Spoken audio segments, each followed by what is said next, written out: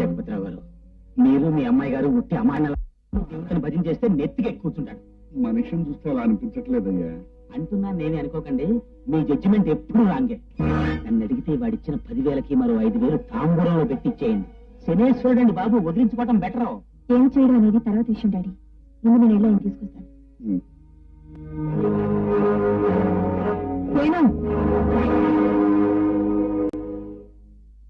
ఏమిటి వెళ్ళిపోతున్నారు? ఆ మాటలు విన్న తర్వాత కూడా ఇంకా అక్కడే ఉండమంటారా? సారీ, కోపం వచ్చిందనుకుంటాను. పేదవాడి సహాయాన్ని విలువ కట్టే పెద్దలు పేదవాడి కోపానికి కూడా విలువ కట్టగలరు.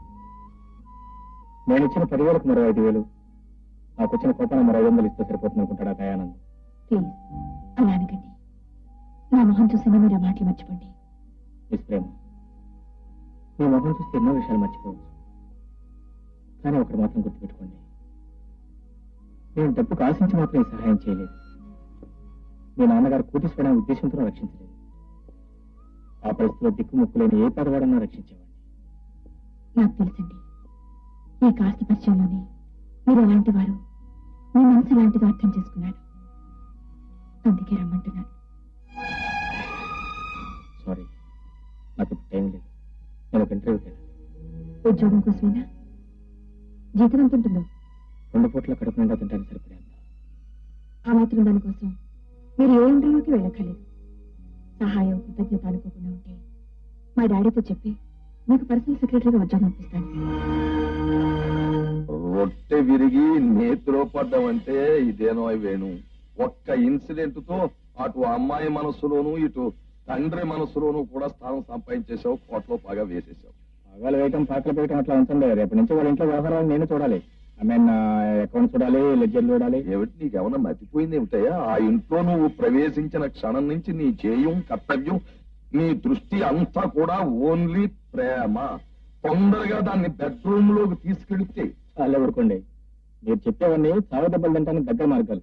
ప్రేమించే విషయం తొందరపడకూడదు బాబా. నేను చెప్పేది కొంచెం విను. సీరియల్ నవల్స్ రాయడంలో సిద్ధహస్తురాలైన పిల్లి కూతుల ప్రఫుల్ల చంద్రకుమారి రాసిన నవల్లో ఏం రాసింది? పిల్లి కూతురు ఏమైనా కాదు, ఒక చాలా డబ్బు గల బాగా అందమైన ఆడపిల్ల, అంటే ఆ హీరోయిన్ ఇంట్లో ఒక అందమైన హీరో పేదవాడు పనిచేస్తూ ఉంటాడు. ఓ రోజు అతనికి హఠాత్తుగా జబ్బు చేస్తుంది.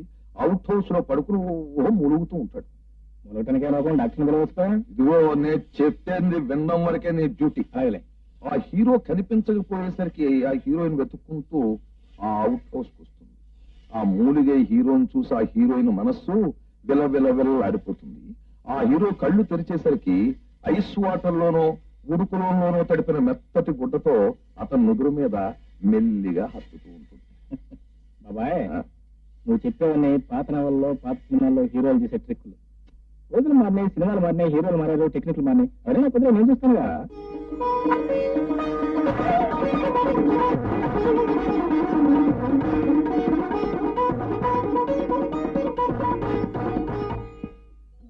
వదలండి, ఏమిటో చిలిపితనం.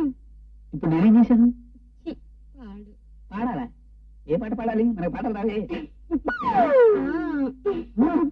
నా ఇంట్లో నేను లేకుండా మంచం మీద 2 ఆకారాల మీరెక్కడున్నారు? మీరు ఇక్కడ ఏమిటి అబ్బారా ఇప్పుడు వచ్చావు? ఈ అమ్మాయి ఇక్కడ ఉంది ఏమిటి? మావిడేది? నీ ఆవిడ మీ ఇంట ఉంది. ఇది మైలు కదా? ఇది నా ఇల్లు, మా ఆవిడ ఇక్కడికి వచ్చింది. ఇదేమిటి అబ్బారం? ఇది మీ ఇల్లా? ఏదో ఆలోచనలో మర్చిపోయి వచ్చానయ్యా. ఈ మట్టి మరుపు తగలయ్యా. నీ మట్టి మరుపుతో చాలా ఘోరాలు జరిగిపోతున్నాయి. ఏమే ఆయనకి మట్టి మరుపు అయితే నీకేం రోగం వచ్చింది? మంచి రోగం చూసుకోకలా. నాకేం తెలుసు? నేనేదో ఆలోచన కళ్ళు మూసి పడుకున్నాను. ఇలాగ పక్కన దుప్పటి తప్పిస్తే మీరే అనుకున్నాను. అయినా బావగారు భలే ఆయన చిలితనం గురించి నువ్వు నాకు ప్రత్యేకంగా చెప్పాలా? ఎందుకయ్యా అబ్బారో అమ్మాయిని అలా కోపడతావు? అమ్మాయి చాలా మంచిది, జాగ్రత్తగా చూసుకో. ఈ సర్టిఫికెట్ నాకేమక్కర్లేదు. నడు బయటికి. నువ్వు అపార్థం చేసుకోకయ్యా, నా సంగతి నీకు తెలుసు కదా. నాకు కొంచెం మధ్య మరుపు తెలుసు. అలా ఎక్కడికి? ఇంటికి. తెలుసులేవయ్యా, పక్కింటికే కదా. ఆరోగ్యం ఏంటో దొరుకుతావా? దాని 3 కాళ్ళు చేతులు ఇచ్చేయగలడు. అది నేను తీసుకెళ్తాను. వద్దొద్దు, నేనే వెళ్తాను.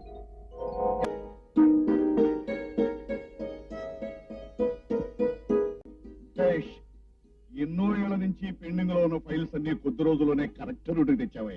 మనసు పెట్టి పనిచేస్తే ఎంత కష్టమైన పనైనా సునాయాసంగా చేసేది. మ్యూజికల్ హారర్ లాంటి మాట చెప్పావయ్యా, వినసొంపుగా ఉంది. వేణుగాడు జగపతిరావు గారింట్లో గన్ను పిల్లిలాగా దూరాడు. ఆయన సింపతి విపరీతంగా సంపాదించేశాడు. పూనకం వచ్చిన వాళ్ళగా అకౌంట్లన్నీ తెగ చూసేస్తున్నాడట. ఇంకొద్ది కాలం పోయి ఆ ప్రేమను వల్ల వేసుకుంటాడు. అలా జరిగితే నేను ఒప్పుకోను. అక్కడ అకౌంట్లు లెక్కలు చూడటానికి మండపేట అమ్మేసి మెడ్రాస్ కొనే కెపాసిటీ అన్నా ఉండాలి, లేకపోతే బొబ్బర్లంక అమ్మేసి బెంగళూరు కొనే కెపాసిటీ అన్నా ఉండాలి. వాడి వల్ల ఏముంటుందిరా, కొన్నాళ్ళకి మతిపోయి బాబోయ్ నన్ను వదిలిపెట్టేసేయండి, నేను ఈ దేశం సరిహద్దులు దాటి పారిపోతాను అని బతిమాలతాడే. ముద్దాయి పారిపోయాక కేసు ఏముంటుంది? అమ్మా ప్రేమ, ఇవాళ నాకు ఒంట్లో నీరసంగా ఉంది కానీ నువ్వు ఆఫీస్కి వెళ్ళి ముఖ్యమైన వ్యవహారాలన్నీ చూసుకురామ్మా. అలాగే డాడీ. లాస్ట్ మంత్ అకౌంట్స్ అన్ని చూసేసారా? స్టీరింగ్ పుచ్చుకున్నది నెంబర్ 1 డ్రైవర్ అయినప్పుడు బస్సులో ఉన్నవాడు భయపడాల్సిన అవసరం లేదమ్మా. వేణు అకౌంట్స్ చూస్తుంటే మనం నిశ్చింతగా ఉండొచ్చు. అంత సిన్సియర్ బాయ్.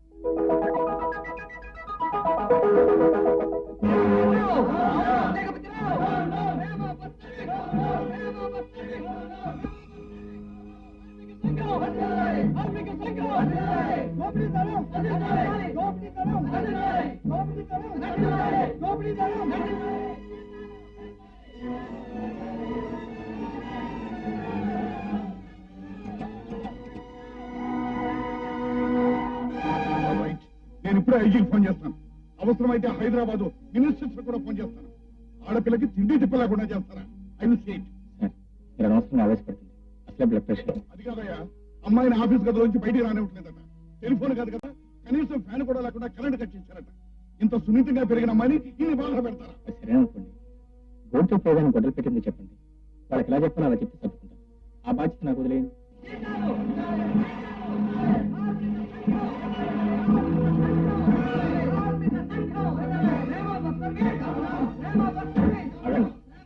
అగండి please please. బాబు వెళ్ళడానికి వీలేదు. చూడండి, మీ ఊరికే కేకలు పెట్టి స్లోగన్స్ ఇచ్చినంత మాత్రం ఏం ప్రయోజనం లేదు. మీ అందరి తరఫున నేను వెళ్ళి జగపతిరావు గారితో మాట్లాడతాను. మీ కోరిక తిరిగేట్టు మీకు న్యాయం జరిగేట్టు నేను చూస్తాను. మాటిస్తాను.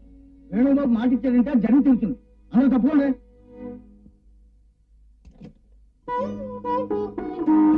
Good morning. మీరు లోపలికి ఎలా వచ్చారు? ఈ క్యారేజ్ ఏంటి? వాళ్ళు మిమ్మల్ని బయటికి రానట్లేదని నాన్నగారికి తెలిసింది. మీరు ఆకలితో బాధపడుతుంటారు, నాన్నగారు కంగారు పడుతుంటే నేను తీసుకొచ్చాను. డజన్ మ్యాటర్ చేసి ఆ పరిచయం పంపించచ్చు కదండి. ఆ పరవను కూడా వాళ్ళు రానివ్వరు కదండి, అందుకే నేను తీసుకొచ్చాను. Don't worry about it. సరే, చాలా థ్యాంక్స్ అండి. నా కోసం మీరు ఎందుకు ఇంత శ్రమ తీసుకుంటున్నారు? ఎందుకో మీ మనసు అడగండి.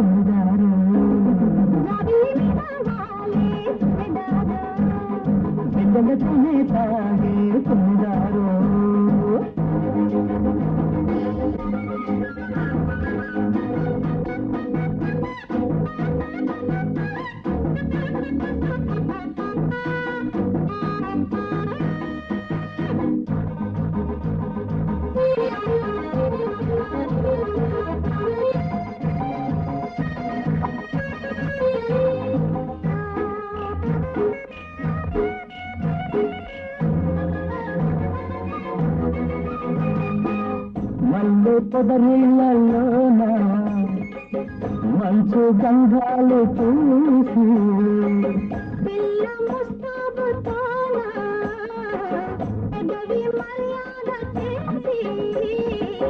జాజి పోగాలి రేగాలి నీ గాలి